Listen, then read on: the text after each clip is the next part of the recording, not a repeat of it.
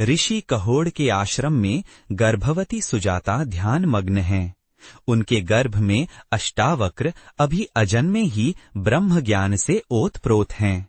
पिताश्री, आपकी ऋचाओं में छठे मंत्र में दोष है। ब्रह्म का ज्ञान शब्द की शुद्धता में निहित है। हे मूर्ख बालक, गर्भ में रहकर मुझे शिक्षा दे रहा है, जन्म से पहले ही अहंकार। मैं तुझे श्राप देता हूँ, 8 स्थानों से वक्र होकर जन्म लेगा। हे देव, आपने ब्रह्म ज्ञान को शाप दिया है, वो अग्नि बनकर प्रकट होगा। सुजाता की आंखों में चिंता है, पर उनके शब्दों में आस्था का अटूट विश्वास झलकता है। इस श्राप से ही उसे अपने ज्ञान का सही मापदंड मिलेगा। कहोड़ का चेहरा कड़ा है, पर उसके दिल में भी एक अनकही चिंता छिपी है। परंतु हे देव, क्या ये सही है? वर्षों बाद अष्टावक्र एक ज्ञान सभा में आते हैं। उनका शरीर वक्र है, पर उनका ज्ञान अद्वितीय। ज्ञान शरीर में नहीं, आत्मा में बसता है। सत्य पर चर्चा करनी है तो बाह्य रूप को त्यागो। एक कठिन शास्त्रार्थ होता है। अष्टावक्र की तर्क शक्ति सभी को चकित करती है। पुत्र, आज तूने मुझे जीवित ही नहीं किया, मेरे अज्ञान को भी हर लिया। मुझे क्षमा कर देना मेरे पुत्र।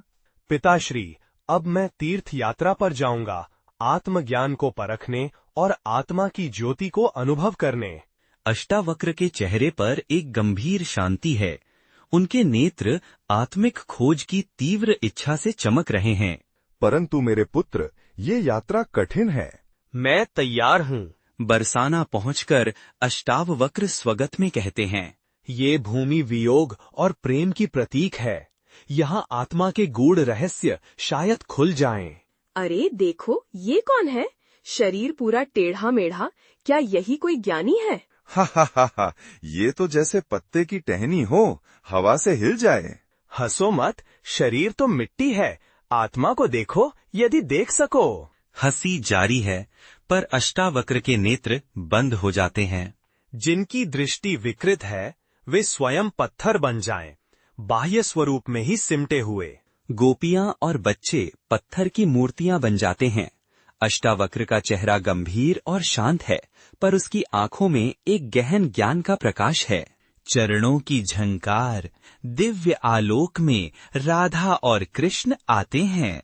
राधा मंद मंद मुस्कुराती हैं। देवी, आपने भी मेरी विकृति पर हंसी की।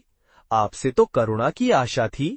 मुनिवर, जानिए तो सही कि राधा क्यों मुस्कुराईं। सत्य जानकर ही निर्णय करें।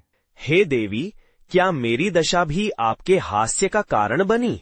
हे महामुनि, मेरे अधरों की मुस्कान आपकी वक्रता पर नहीं, आपके भीतर के तेज पर थी। जब आपने हंसने वालों को शाप दिया, तब भी आपकी दृष्टि ब्रह्म में थी। मैंने आपके शरीर में नहीं, आपकी आत्मा में श्री हरि को देखा। अष्टावक्र की आंखों में जल भर आता है। राधा की बातों से उनका हृदय गर्व और विनम्रता से भर जाता है। आपके वचनों ने मेरी दृष्टि को नया आलोक दिया। आपने उस परम सत्य को बिना बोले जान लिया, जिसे ऋषि भी नहीं पहचानते।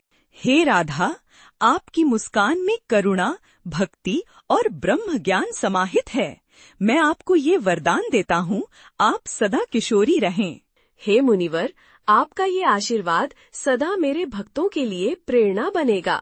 अब से संपूर्ण ब्रह्मांड राधा को किशोरी जी के रूप में जानेगा, और जो उन्हें इस नाम से स्मरण करेगा, उसे प्रेम की वास्तविक अनुभूति होगी।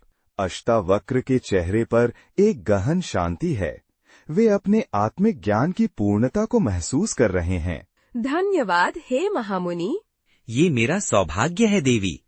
राधा और कृष्ण की आंखों में आनंद और आशीर्वाद हैं। इस प्रकार राधा रानी, जो प्रेम, भक्ति और करुणा की प्रतीक हैं, किशोरी जी के रूप में जगवंद्या हो गई। उनका स्मरण जीवन में शांति, संतुलन और मोक्ष की राह खोलता है। जो राधा को किशोरी कहकर भजता है, कृष्ण उसके समीप स्वयमेव आ जाते हैं।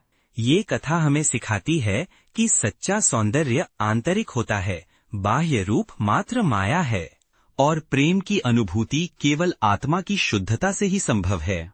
जय श्री राधे, जय किशोरी जी।